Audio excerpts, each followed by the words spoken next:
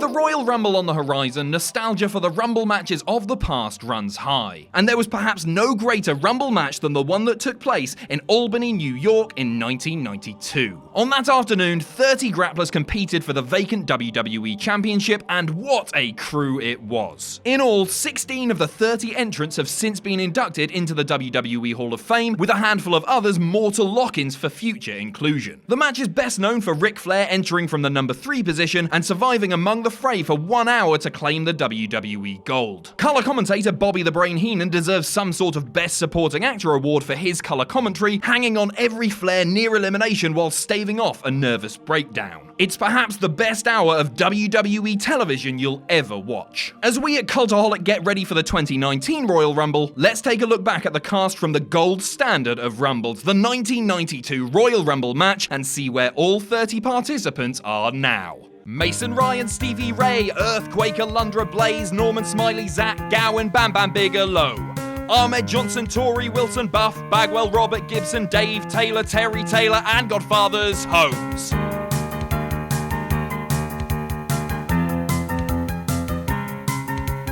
Dwayne Gill, Adam Bomb, Michael Hayes, Cor Von, S.A. Rios, Jim Manai, the manager from Kai and Tai, Jim Powers, Francine, Jack Swagger, Mean Gene, Fat Chick Thriller, Duke the Dumpster, Oklahoma Manta. What happened to that wrestler?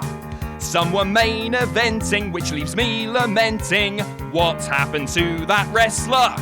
Some since long forgotten, but their memories live on. Ted DiBiase. It was a bit of a surprise to see the $1 Million Man, as the first man eliminated, bounced out of the ring in less than 90 seconds after entering at the number 2 slot. DiBiase would retire from the ring about 2 years after this match, and today is an ordained minister serving the Heart of David ministry in Madison, Mississippi since its 1999 founding.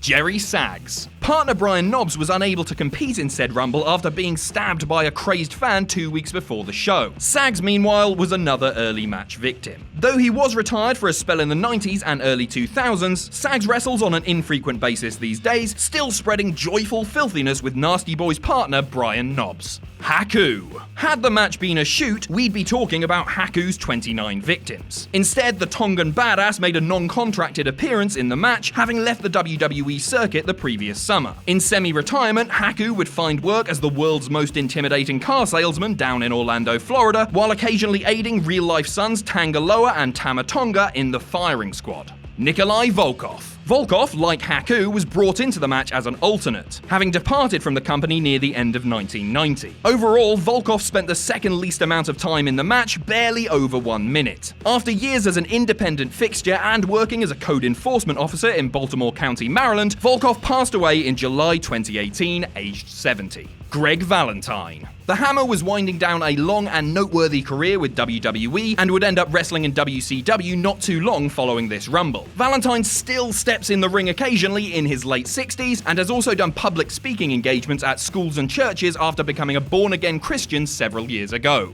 Repo Man. Though more successful as Demolition Smash, Barry Darsow found an entertaining second life as a maniacal car thief and even made 2 eliminations in this match. Darsow would go on to be involved in several business ventures outside of wrestling, including owning Added Value Printing while also working in real estate. Occasionally, he still dons the face paint alongside Demolition Axe. Davey Boy Smith. The first entrant in the 1992 Royal Rumble was WWE's big overseas draw at the time. The British Bulldog lasted more than 23 minutes, making 3 eliminations before being dumped out by Flair. The father of the wrestler, Harry Smith, would remain involved in wrestling, at least in a small part, up until his passing in May of 2002 at just 39 years of age. Kerry Von Erich. The Texas Tornado is a fondly remembered superstar, however, troubles had begun to truly mount by this time, as 3 weeks after this Rumble he would be arrested for attempting to forge painkiller prescriptions. 1 year later, faced with potential jail time after violating probation, Von Erich committed suicide with a bullet to the chest, aged just 33.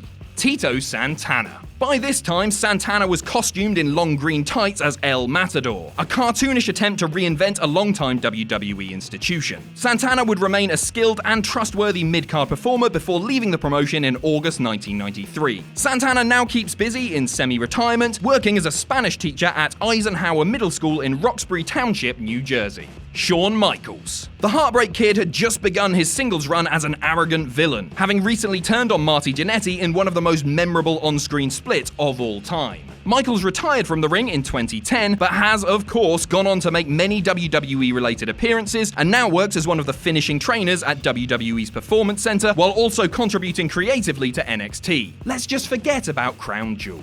The Barbarian. Like a handful of other performers in the match, the highly underrated Barbarian was in his final lap as a WWE wrestler, as downsizing would begin in earnest in early 1992. Today, at age 60, Barbarian still pops up at a number of independent events, particularly in the eastern US, and generally close to his North Carolina home, where he runs a construction business. Hercules. Speaking of WWE veterans that were soon to leave the company, Hercules would depart about 5 weeks following the Rumble, his last match of note being a squash job at the hands of Sid Justice. After working for various promotions such as WCW and New Japan in the coming years, Hercules would retire in 1999. He passed away of heart disease in March 2004 at age 47. Big Boss Man. Bossman's time in the Rumble match wasn't quite 4 minutes, but he made a heavy impact with 2 eliminations and a wild sequence in which he uppercutted everyone in the ring one by one. While still occasionally wrestling before his September 2004 passing at age 41, Bossman owned a storage company called RWT Enterprises in his native Georgia. Jimmy Snuka. By this time, Superfly was coasting on his legendary name, performing as little more than a recognizable veteran that would put over tomorrow's stars. Snuka's legacy would prove polarizing even after his January 2017 passing at age 73 due to his alleged involvement in the 1983 death of Nancy Argentino. Third-degree murder and involuntary manslaughter charges were dropped just 2 weeks before Snuka's death.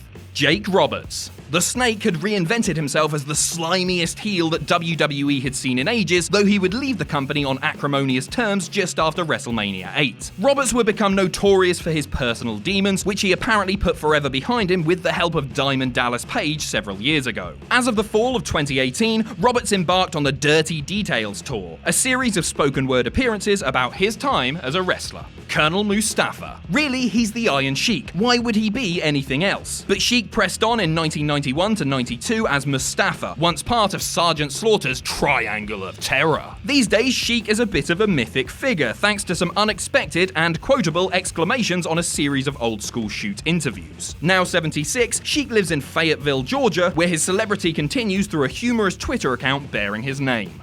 The Undertaker. It was shortly after this event that the then 26-year-old turned babyface for the first time in WWE, preventing Jake Roberts from striking Miss Elizabeth with a steel chair. Undertaker has remained a WWE fixture ever since, continuing to wrestle on mostly special occasions, including annually at WrestleMania. Now 53, Undertaker wrestled 5 separate matches in 2018. The Berserker. It's not clear whether or not Berserker is the father of either War Raider or Sarah Logan, but this Viking pillaged his way through WWE's mid-card of the day. The real-life John Nord would work for his brother's auto dealer, Nord Express Motors, in Minnesota following retirement. In early 2018, Nord made an unexpected appearance as the defendant on the syndicated court show Judge Mathis. Hacksaw Jim Duggan. The inaugural Royal Rumble winner lasted more than 20 minutes in this version, but was unable to capture the WWE Championship. Duggan would remain a fixture of WWE programming before parting ways with the company in August 1993. The ever-popular Hacksaw has remained involved in professional wrestling ever since, including a few brief WWE runs this millennium, and still appears for a number of indies, mostly in the northeastern US. Virgil. No wonder this event gets so much love. It was the only time Virgil received a world title match on pay-per-view. Everyone's favourite Olive Garden patron came in 11th place, falling just short of the prize he so richly deserves. These days, Virgil has become an unlikely meme thanks to his appearances at autograph sessions and wrestling conventions. Skinner. The gimmick of the Everglades-dwelling alligator man was only a small part of Steve Kern's noteworthy wrestling career, but fans of a certain age will never forget the sight of Skinner. Kern has trained wrestlers for several decades, including for WWE as part of Florida Championship Wrestling. In 2018, Kern received the Trainers Award from the Cauliflower Alley Club. Sergeant Slaughter. Sarge was in his wrestling twilight by the time the 1992 Rumble rolled around and would join the WWE office later that year. His fame continues long after his days as a full-time wrestler came to a close, as his iconic persona and signature voice have gotten him work and appearances on various TV series and endeavors, and even voices himself on the animated series Camp WWE. Erwin R. Shyster. The dreadful taxman put up a pretty good showing in the 1992 Royal Rumble, surviving the fray for 27 minutes before getting jerked over the ropes by his necktie. Yes, really. Shyster still dresses dapper for his career in wrestling, serving as a backstage producer for WWE, where he gets to work with his real-life sons Bray Wyatt and Bo Dallas. The Warlord. The number 30 entrant in the Rumble match didn't even last 2 minutes, getting bounced out in short order. Warlord himself would depart WWE not long following the Rumble. He still makes occasional appearances on the indies, usually teaming with Powers of Pain partner the Barbarian. Warlord has also acted as a bodyguard for celebrities such as Kimbo Slice and 50 Cent. Rick Martel. The model was in there at the very end and was unable to prevent Flair from passing the 53-minute longevity record that he himself had established 1 year earlier. Martel retired from the ring in 1998 due to an accumulation of injuries. Today, Martel manages commercial real estate properties, investing the money he made as a wrestler of 25 years. Rowdy Roddy Piper. The Hot Rod had just won the Intercontinental title from the Mountie earlier in the evening and then put in 34 minutes of work in the actual Rumble itself. Piper remained a cherished figure among wrestling fans, even in part-time and non-wrestling spots, as well as acting roles up until his passing in July 2015 at the age of 61. Macho Man Randy Savage. Though Savage would be the first man of the Final Four to be tossed out, he would go on to capture the gold from Flair at WrestleMania 8 amid a heated angle involving Miss Elizabeth. The widely beloved Macho Man receded from the wrestling world for good following his 2005 retirement and sadly passed away of heart disease in May 2011, aged 58. Hulk Hogan. After winning the titular match for 2 straight years, Hogan took the bronze here, following an elimination that actually caused the crowd in Albany to mostly cheer. Hogan would depart WWE following WrestleMania 8, but his name and face have been a large part of professional wrestling in the 27 years since, for reasons both good and bad. Sid Justice. Sid's shock elimination of Hogan was supposed to facilitate his heel turn, which was news to the Albany crowd. Sid would leave the WWE shortly after WrestleMania 8, but made a slew of comebacks for both WWE and WCW. A gruesome leg injury forced Sid into retirement in 2001, though he would wrestle sporadically between 2007 and 2012 before working one apparent final match in the summer of 2017. Ric Flair. After 60-plus minutes of taking a beating, the Nature Boy reigned supreme as the real world's champion that he claimed to be. Flair would go on to drop the belt, as mentioned, to Savage at WrestleMania 8, and would remain a seminal and popular figure in professional wrestling. After working his final match in 2011, Flair still pops up occasionally as a special guest, usually in the company of daughter Charlotte. So that's all from me. Thanks for watching. You can follow me on Twitter here. If you enjoy what we do here at Cultaholic, you can pledge to our Patreon. That's patreon.com/Cultaholic. And most importantly, don't forget to hit subscribe and join us.